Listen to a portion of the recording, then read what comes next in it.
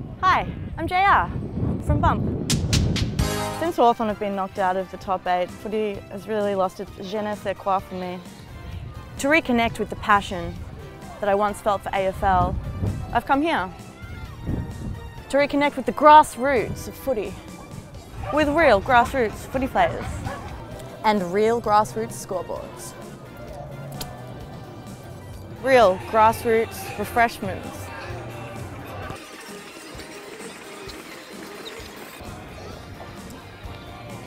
Real grassroots stories.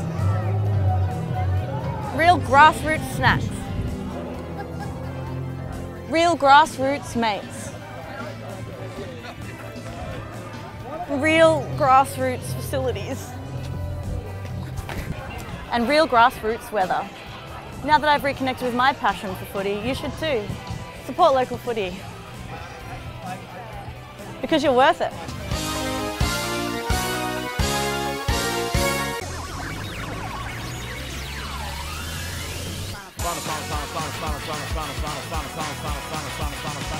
Hey, I'm JR. Welcome to Bump. Welcome to my footy show. It's so nice of you to return. It's been a crazy week of footy. I guess I'll just introduce my sidekick, Lachlan. Hey everyone, welcome to my show too. It's a pleasure to have you with us. We're in between round semi into round prelim. And we're here to tell you everything that happened, everything that's going to happen. We're here to tell you what's good for you and tell you what's bad for you and giving you the wisdom to tell the difference. It'll be the best 10 minutes of your whole life. And we've just come off a weekend of 2 semi-finals. So I don't know if like 2 semi-finals make one complete final. I'm not sure how it works. I don't think they do. The teams must have had a misprint on their fixture. Instead of semi-finals, it was semi-finals, as in like the Z you make when you're sleeping, because they were rather boring. I'm a Bulldogs fan, so I'm used to an exciting brand of finals footy that we play pretty much every year, apart from this year for some reason. And Geelong are up and about, and as the song goes, the banner is flying high from dawn till dark, down at Simmons Stadium, soon to be known as Geelong Medical Health Benefits Association Stadium come January 1, part of a contractual new naming agreement. And that's my snorn of the week.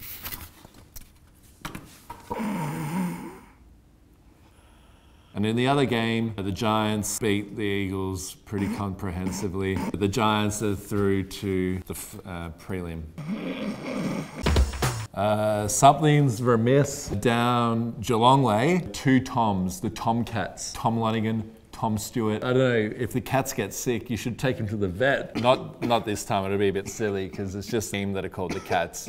They're humans. No, that isn't good. Finals fever is spreading. This is not good. You alright?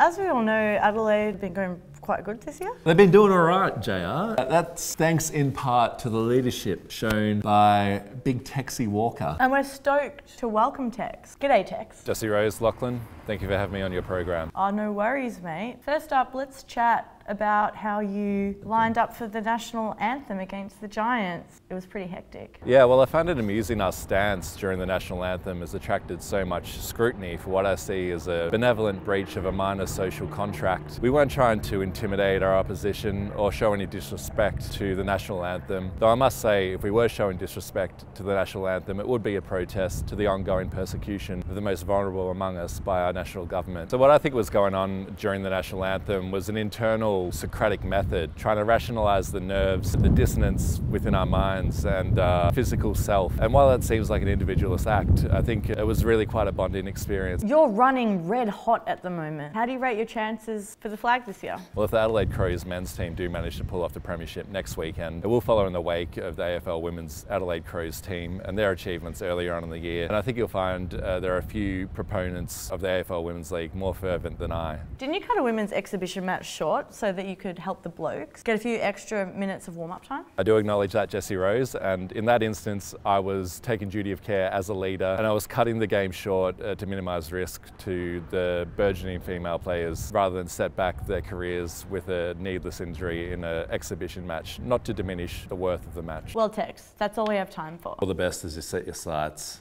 on winning the flag this year. Thank you very much, Jessie Rose, and thank you, Lachlan, and congratulations on a successful debut season of Bump. Thanks, mate. Though I must say, I do sense a gravitation towards the boorish elements of football culture that you originally set out to subvert. And I do hope that portraying one of the league's foremost buffoons as a compassionate intellectual brings you the perverse gratification you so desire. The big Texan on absolute fire there, and all I can say this weekend, Texas forever! Hi, I'm Aaron Gox from GoxBet. I'm here to give you some good value bets for the Brownlow Medal, which is coming up this Monday. There's a lot of people saying doom and gloom. They're saying Dustin Martin's already got it, but you never know. And so I'm going to give you some value bets you may want to put your hard-earned on. 101 to 1, Nick Riewoldt. He's retiring, so the umps might want to give him a good send-off. Might be a sneaky one you want to look at. Joey Danaher took some really sick marks, so I reckon he's worth a go at 67 to 1. Keep in mind, you got to bet responsibly. Always keep that under control. I always make sure I've got a little bit of money put aside, you know, so we've got money to buy food to eat and stuff. Or sometimes the girls miss out, but I never go hungry, so that's the main thing. One more value bet, I reckon Gary Ablett, because he won the Suns best and fairest. That's usually a pretty good gauge. If you're the best at your club, you're probably a good shot at the Brownlow. I might as well talk a little bit about that. Yeah, tell us what the slideshows entail. These are I've taken old books from the 1800s and reworked them. And the two different shows are each hour-long dramatic narrations of 8 different books. from the Bump archives there, going back a few seasons, Rory Lobb, a bit of a different cat. More of a Persian. And you'll see him line up for the Giants against the Tigers this weekend. Wow.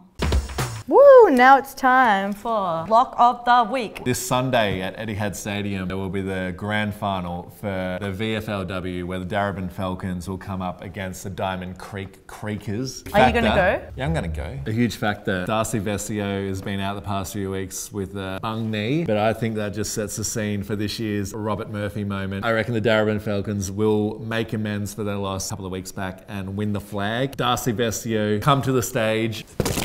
You deserve this more than anyone.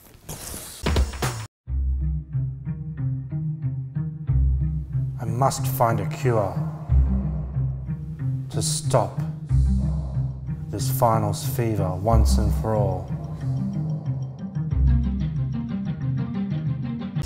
And we are still all neck and neck when it comes to the Bump tipping competition. Every game counts. Wait, I'm winning. We're not neck and neck. Neck minute, we're all winning. Neck minute, we're all the same. Preliminary final, the old Naries. First up we have Cats versus the Crows. Oh my God. I think the Cats have a faulty calendar app because it's September, but they're on the march. I reckon they win. I disagree. I think the Crows have the right calendar and they're like, we're gonna soar above this shit this spring. Fuck yeah, this is for us. And then the Cats will be like, we'll be like, you're so cute, but not powerful enough to win the game. It's about more than just being adorable. I can tell that to bloody some of the plays, you know what I'm saying? I'm picking up what you're putting down. Yeah. This will be... the biggest scoring game of 2017. Hugest. This will be massive. Giants versus the Tigers. It's like after American Pie came out and you were like, whoa. It's funny because one of the great characters in that franchise is called Stifler. That's funny already, but listen, There's a player on the Richmond team. His name is Dustin Martin, and he gives a stiff arm. So it's like Stifler, stiff arm. I think that the Giants will win. I think it's all coming down to a Space Jam type scenario. There'll be mere seconds left on the clock, and Dustin Martin will be running into an open goal, and he'll turn around and he'll administer a don't argue where his arm extends approximately 80 metres to Toby Green, who's like standing on the Richmond back line, as Dustin Martin roosts the ball through the goals over the 4th tier of the MCG. The ball splashes in the putrid depths of the Yarra River, and Richmond will win by 1 behind, as Toby Green is mildly disrespected in a cartoonish manner. Space Jam 2, get up and slam if you feel the jam. Thanks for watching Bump. Bump episode 18. Bump can go to the bottle-o now. Bump is ready for the formal. Tune in next week. We've got a big week because there are 2 big things in football happening. I guess you got to see it to believe it. That's it. Cool.